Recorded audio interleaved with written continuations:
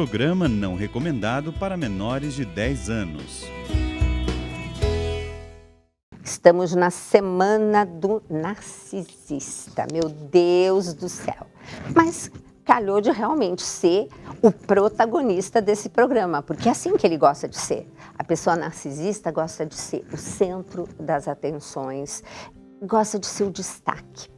Mas isso tem muita falha de falta de presença de amor num tipo de pessoa que cresce assim. Então vamos ouvir o que o Dr. Gustavo vai nos dar de mais dicas a respeito dessa personalidade.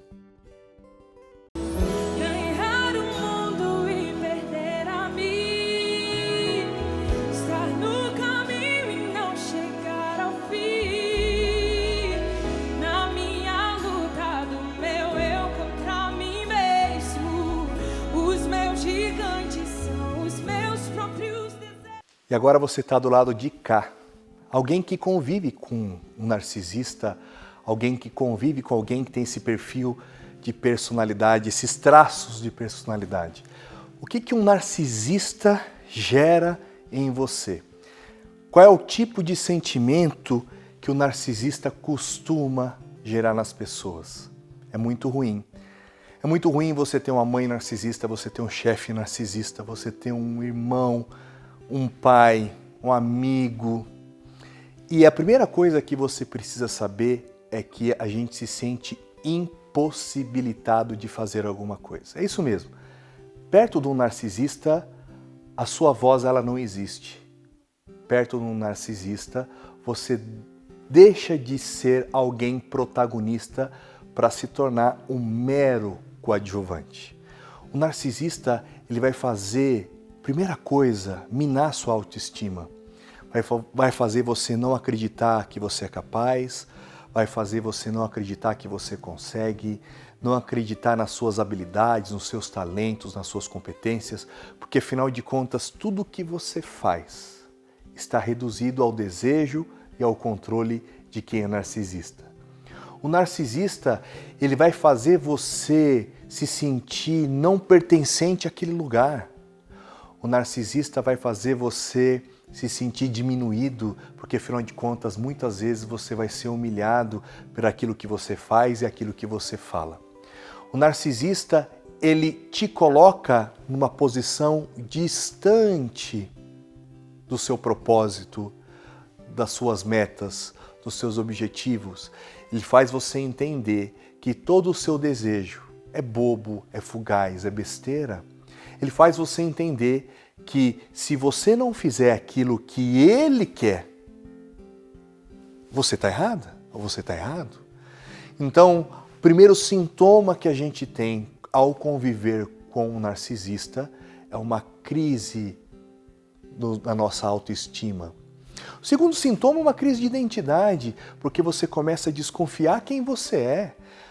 De quem você é, você começa a desconfiar e se perguntar, será mesmo que o que eu estou fazendo é tão errado assim?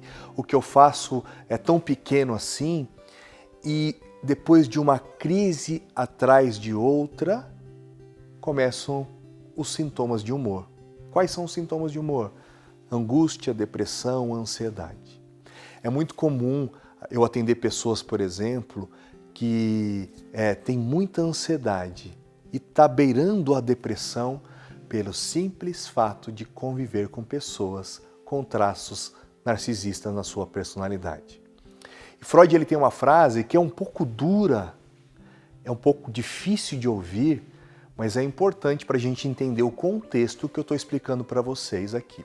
Freud ele diz assim: antes de você ser diagnosticado com depressão, certifique-se que você não está rodeado de idiotas. É dura essa frase, mas o que ele está querendo dizer é que muitos sentimentos que a gente tem não foram criados por nós, mas foram criados por pessoas que, ao conviver com a gente, interferem, influenciam no que você está sentindo e pensando. Uma outra coisa que o narcisista ele gera em você é aquele sentimento de que as suas vitórias não valem a pena. É aquele sentimento de que as suas vitórias, na verdade, são mais deles, dos narcisistas, do que sua. O que eu quero dizer com isso? O narcisista, ele projeta muita coisa, né? Significa dizer que você que convive com o narcisista sabe disso, que ele fala que você tem aquilo que ele faz. Então, você é invejoso, mas na verdade quem é o narcisista. Você é ignorante, mas na verdade quem é o narcisista. Você é agressivo, mas na verdade quem é o narcisista. Portanto, ele acaba projetando em você os seus próprios comportamentos, de tal maneira que você começa a se questionar: será que eu sou isso mesmo? Será que eu sou essa pessoa tão difícil e tão ruim? Portanto, uma das características principais aqui daquela pessoa que convive com o narcisista é esse sentimento de que o tempo todo eu sou um errante, alguém que não contribui, alguém que falha. É autoestima que eu estou dizendo. A ansiedade, tem muitos relatos de pessoas que, ao se aproximar do narcisista, o coração começa a bater, a gente começa a transpirar, porque afinal de contas, ele deixa claro que você é um errante, ele deixa claro que você é quem faz aquilo que não deveria ser feito. Portanto, esse sentimento, esses pensamentos, eles são consequências desse relacionamento tóxico. E se essa pessoa for seu pai? Se essa pessoa for sua mãe? Tudo é sobre ela. E aí tem uma outra característica de quem convive com o narcisista sente: culpa. O tempo todo a gente se sente culpado. Devia ter feito isso, devia ter feito assado, devia ter feito aquilo. A culpa, ela corrói, ela é terrível. E aqui eu quero dar um recado para você. Uma água, ela custa R$3 no Farol.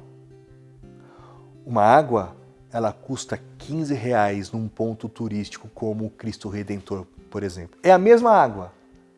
Não importa o que tem dentro dela, o que importa é o lugar que ela está.